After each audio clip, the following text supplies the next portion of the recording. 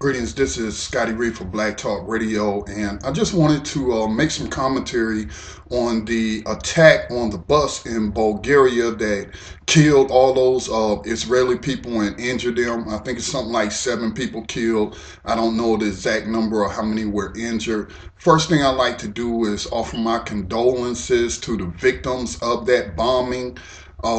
It's still not clear to me who is responsible. I know Israel has come out right away, not even 24 hours after the attack, and stated that Iran either did it or Hezbollah, which they connect to Iran, or the Palestinian, I think the group is Hamas, some of the reports that I have heard. In my opinion, this bears all the hallmarks of a false flag attack. A false flag attack is when a government agent perpetrates a terrorist attack and then is pinned on somebody else in order to get the public all angered at the individual that you're pointing to, in this case, Iran. Now, again, this happened, the day before yesterday. I'm not exactly sure, but I think it's been less than 48 hours. But, I mean, again, within 24 hours, less than 24 hours, already Israel was pointing the finger at Iran. And we know that they have long been wanting to attack Iran, saying that they're trying to develop nuclear weapons. Iran says that they're developing nuclear power, which they have a right to under the Treaty of the Nuclear Non-Proliferation Treaty, which Israel has not signed, even though they have nuclear power plants. Everybody knows they have nuclear weapons, but yet they have not been opened up to inspection. The same things that they're trying to force Iran to undergo. Iran has had more inspections of their nuclear facilities than Israel have. So that just goes to show you how one-sided this issue has been and how it's played out in the media.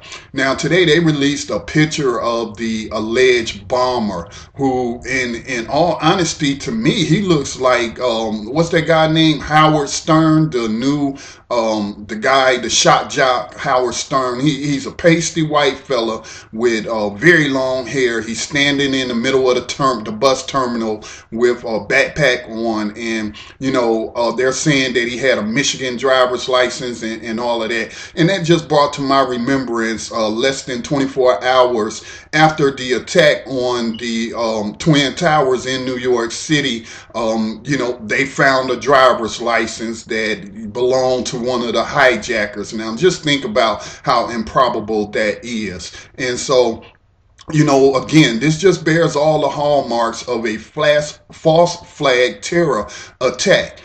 Just you publishing a picture of some dude standing in the middle of a bus terminal, how does that connect him to Iran? They have not offered up any other kind of evidence whatsoever. No forensics, no intelligence, nothing. And, it's awful interesting that the Bulgarian officials have said that they just met with what's the name of the Mossad. Mossad is the name of the intelligence agency of Israel. And so they just met with Mossad just 30 days ago, and they're blaming Mossad, saying y'all didn't give us any kind of warning that there was a pending terrorist attack or anything like that. And so I'm putting a question out there, which I had a right to.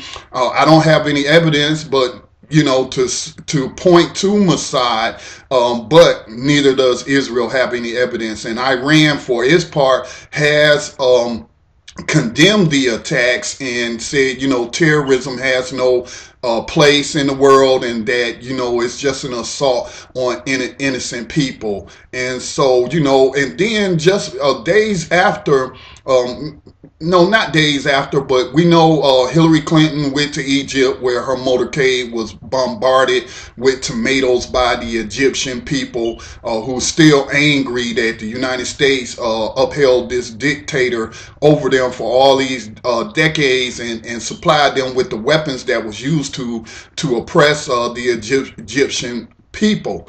And then Secretary of State Hillary Clinton traveled to Israel, and then the next thing you know, she's putting out a statement saying that She's putting out a statement saying that Israel and America is on the same page in reference to Iran. And lo and behold, here comes this unnamed American official who has confirmed that Iran is behind the attacks. Don't believe the hype, people. We know ever since George Bush talked about the axis of evil, naming Syria, Iran, and North Korea, that they've had designs on attacking these countries. You look at what's going on in Syria with the bomb that killed so many of those Syrian government officials, and many people, many analysts have said that, you know, the United States and possibly Israel is supporting these Islamic militants who have been wanting to overthrow the Assad regime for many years.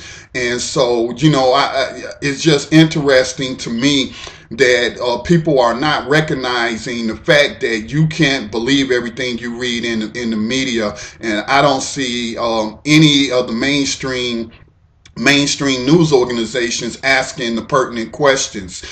You know, what other evidence do you have other than a picture of some guy standing in the middle of a bus terminal to say, you know, that he committed this terrorist act? For all we know, it could have been an accident. It could have been some kind of electrical problem with the bus which caused it to the fuel cell to ignite. So we don't know, and they're not offering. It's very irresponsible of them to come out and say that Hamas did it, or Hezbollah did it, or Iran did it, and they haven't even laid out any of the evidence.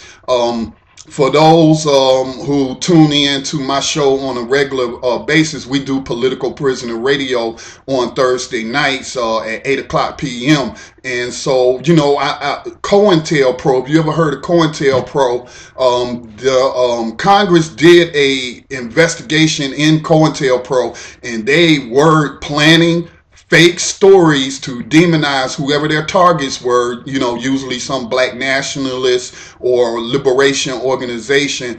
And they had members of the media who would publish fake stories about them in the news, and just news or articles that demonized the individual that they had targeted. And so, you know, I just thought I would add my commentary. Again, my condolences to the victims of this attack or accident, because there's not enough information to know that this was a terrorist attack. And so, you know, people, you just need to wake up and stop accepting as truth things that's put in the media and not asking objective questions. This is Scotty Reed signing off.